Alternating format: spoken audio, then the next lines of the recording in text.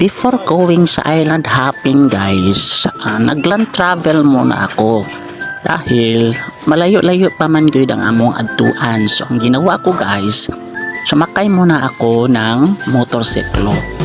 Kung hindi motorsiklo, pwede din jeep o di pa kaya tricycle. So dito ako sa may pier, papunta ako sa lugar na kung saan ang aming pupuntahan ay yung mga beaches, iba't ibang isla.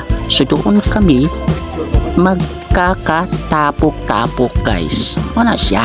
So karon di pa ko ni ining ruro nga gamay, bangka nga gamay na ko ang ginasakyan na nanaog sa ko aron ko nga mahilod na.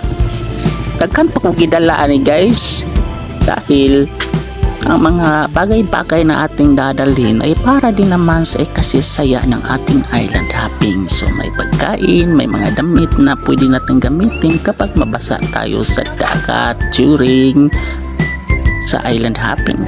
O kung kaya gusto nating maligo, so meron tayong magagamit.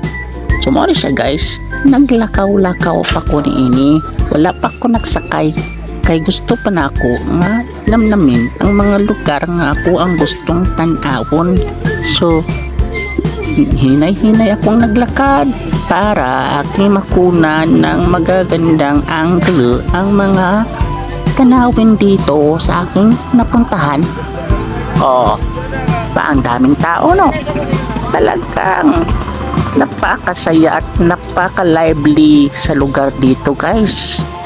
May dagat na nga dahil dito ako sa pier na kung saan isa ito sa mga daanan kapag pupunta ka sa mga island hopping.